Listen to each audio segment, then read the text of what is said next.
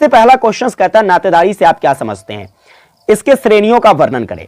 नातेदारी को समझे, देखो नातेदारी को समझे, इससे पहले हमें समझना है नातेदार को कि आखिर नातेदार जो होता है ये कौन होता है।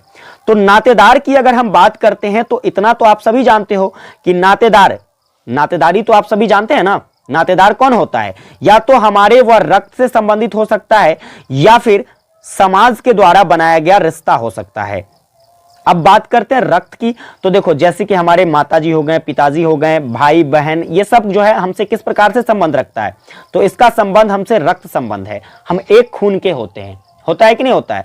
और इसके बाद अगर हम सामाजिक तौर पर रिश्तों की बात करें तो जैसे विवाह हो गया, विवाह हम अपने खून से तो नहीं करते हैं, किसी दूसरे की खून से करते हैं, है कि नहीं, जिसको समाज के आधार पर प्रामाणिकता मिलती है कि यह हमारी पत्नी हो गई, इससे हमारा रिश्ता हो गया। तो इन तमाम तरीके से जो है हमारे नातेदार बनते हैं, इसी को हम लोग क्या कहते हैं, नातेदार कहते हैं। समझ में आया बात। चलिए अब नातेदार को अगर आप समझ गए तो नातेदारी क्या होता है इसको समझिए।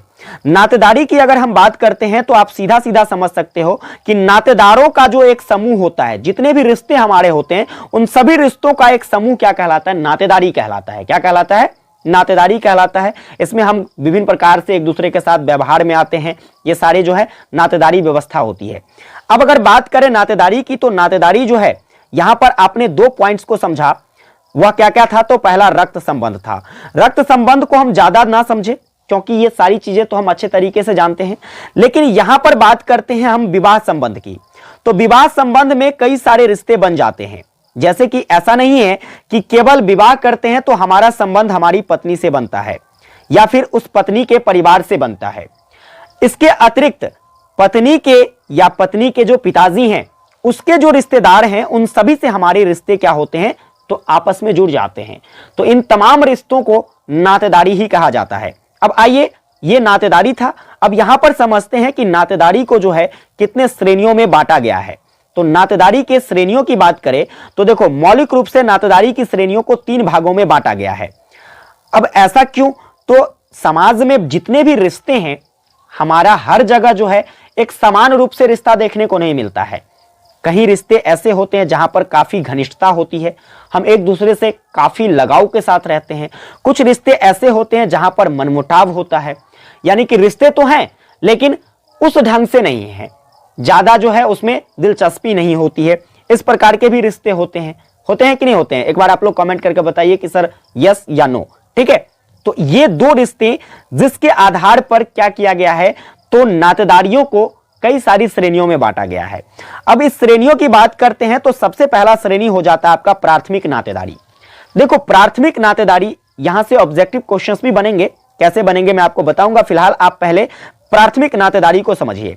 प्राथमिक नातेदारी जो होता है, यहां पर वैसे व्यक्ति होते हैं जो हमसे प्रत्यक्ष रूप से जुड़े होते हैं, जैसे हमारे माता पिताजी हो गए, भाई बहन हो गया। ठीक है, एक तरीके से हम समझे तो जहां हमारा रक्त संबंध होता है, क्या होता है, जितने भी हमारे रक्त से संबंधित होते हैं, रक्त संबंधी होते हैं, वह सबके सब कहां आ जाते हैं, तो प्राथमिक नातेदारी में आ जाता है।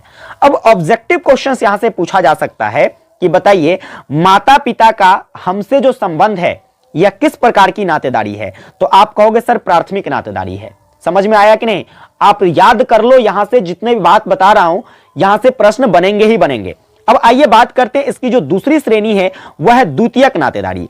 अब द्वितीयक नातेदारी जो होता है यह क्या होता है, तो जैसे कि अभी मैंने आपको प्राथमिक नातेदारी बताया है, ठीक उसी प्रकार से द्वितीयक नातेदारी जो होता है यह प्राथमिक नातेदारी से संबंधित होता है। हम पति पत्नी की बात करते हैं, किसकी बात करते हैं, पति पत्नी की, तो यह जो रिश्ता है यह प्राथमिक नातेदारी है, क्योंकि यह हमारे तब जाकर के क्या होता है, जब शादी होता है तो यह हम एक खून के हो जाते हैं, हमारा जो रिश्ता है वह एक साथ जुड़ जाता है। लेकिन इसके अतिरिक्त जो बनने वाले रिश्ते हैं, जैसे पति के हमारे कुछ रिश्तेदार होंगे, जैसे हमारे नाना जी हो गए, या फिर बात करें तो नाना जी भी हमसे जो खून का रिश्ता रखते हैं। इसके अतिरिक्त और नाने जी के जो रिश्तेदार हैं, इसके बाद और भी उनके कुछ रिश्तेदार हो सकते हैं, हमारी पत्नी के पिताजी के और भी कई सारे रिश्तेदार हो सकते हैं। तो इन रिश्तों को जहां पर रखा जाता है इसी को क्या कहा जाता है, द्वितीयक नातेदारी। जैसे कि हम बात करते हैं शादी के बाद सभी का साला हो जाता है, साली हो जाती है। यह सब कहां आ जाता है, यह सब को कहां रखा गया है, तो आप कहोगे सर द्वितीयक नातेदारी में रखा गया है। तो याद रख सकते हैं आप।